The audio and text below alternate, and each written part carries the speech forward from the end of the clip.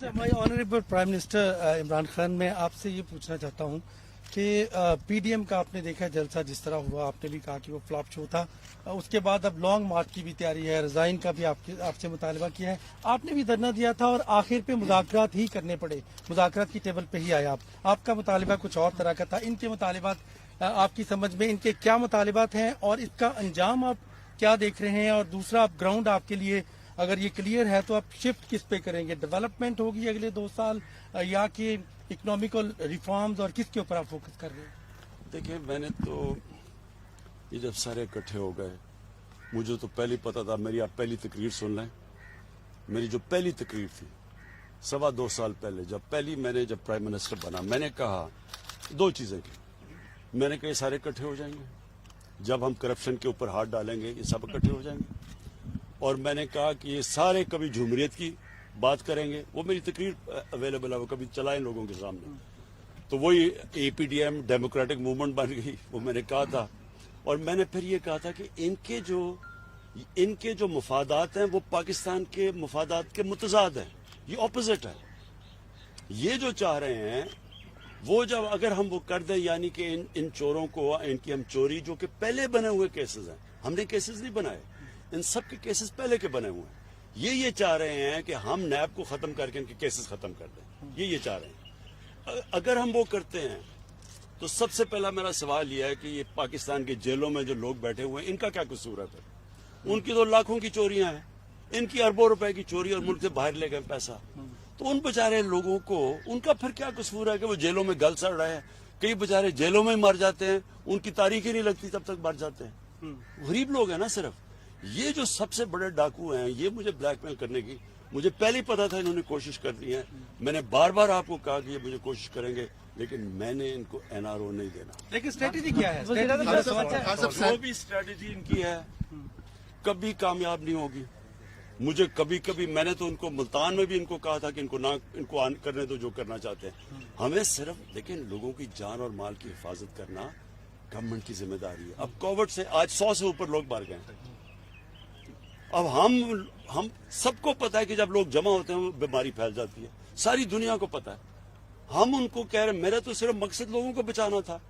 अगर इनके जलसे ये अगर 10 जलसे भी करें ना, मैं आपको साबित करके दिखाऊंगा, 1 जलसा करूंगा, इन सारे 10 से क्यों होगा?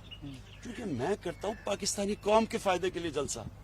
मैं जलसा करता हूं जब पाकिस्तानी कौम का पैसा चोरी हो, या मैं चाहता हूं कि इलेक्शन के अंदर रिफॉर्म्स हो। ये कर रहे हैं अपनी चोरी बचाने के लिए। कभी पब्लिक चोरों के लिए नहीं निकलेगी, मेरे से ये लिख लें।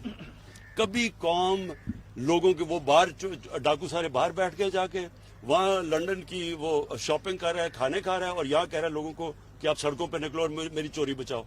लोग बेवकूफ हैं।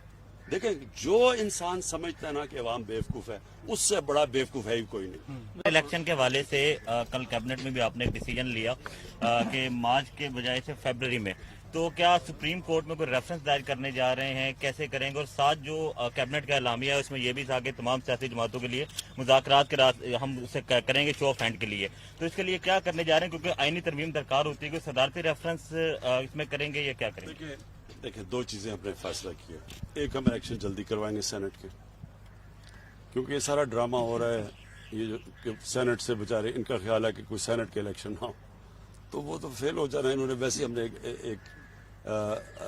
आपको पता है कप्तान तो मैं पुराना, इनसे ज्यादा बेहतर खेलना जानता हूँ, तो इलेक्शन तो हम पहले करवाएंगे। लेकिन जो दूसरी चीज है, देखिए पाकिस्तान, सारे जानते हैं कि पाकिस्तान के सेनेट के इलेक्शनों में पैसा चलता है, रिश्वत चलती है, सबको पता है। हमने 20 लोग पिछली बार निकाले जिन्होंने पता चला कि पैसा लिया।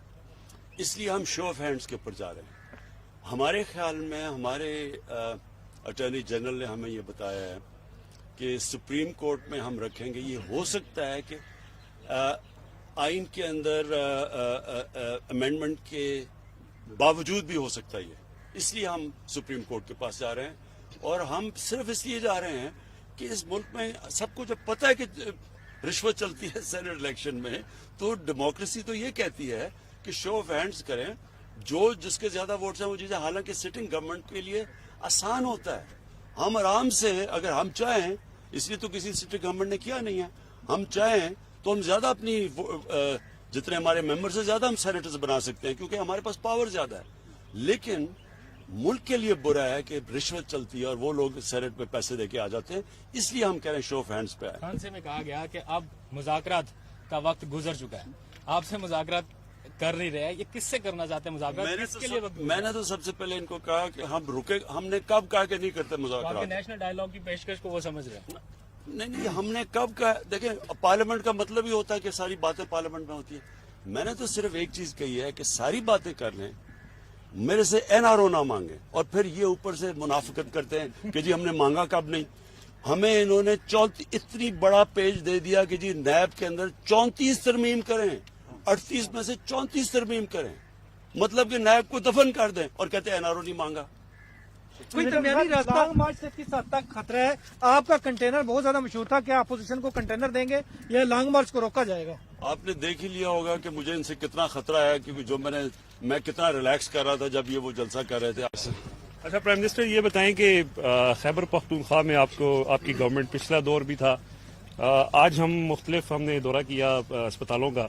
हमने देखा कि प्राइवेट अस्पतालों में हेल्थ कार्ड से लोगों का फ्री इलाज हो रहा है. तो अब आपका क्या प्लान है कि ये जो हेल्थ कार्ड है और स्पेशली एजुकेशन और हेल्थ आपकी ज़ाहिर प्रायोरिटी भी है, तो इसमें फ्यूचर के क्या आपके प्लान है सर? देखिए, हेल्थ कार्ड के दो मैं आपको फायदे बताऊं. सबसे पहले तो एक गरीब घराने के अंदर जब बीमारी आती है ना, तो सारी दुनिया की रिसर्च ये बताती है कि वो घराना सारा ही गुर्बत की लकीर से नीचे चला जाता है. सफेद पोश लोग भी होते हैं, उनके घर में कई दफा बीमारी आती है तो उनके भी हालात ऐसे हो जाते हैं कि वो मकरूज हो जाते हैं. तो ये जो हेल्थ कार्ड है, यानी एक हर घराने को पख्तूनख्वा के अंदर अगले 6 महीने में सारे जितने भी पख्तूनख्वा के शहरी हैं उनको 10 लाख रुपए की हेल्थ इंश्योरेंस मिलेगी. मेरे ख्याल सबसे पहले तो इससे बड़ी नेमत कोई नहीं है. और वो जानते हैं जिन लोगों को के घरों में बीमारियां होती हैं और पैसे नहीं होते, तो उनके लिए तो सबसे बड़ी चीज. दूसरी इसकी बड़ी फायदा क्या? इसका फायदा ये है कि हम गवर्नमेंट, पाकिस्तान में इतने अस्पताल है ही नहीं जितने होने चाहिए, और गवर्नमेंट बना नहीं सकती इतने ज्यादा अस्पताल, हमारे पास पैसा ही नहीं है. तो ये हेल्थ कार्ड की वजह से प्राइवेट सेक्टर को अब हम इनकरेज कर रहे हैं कि आके हॉस्पिटल्स बनाएं.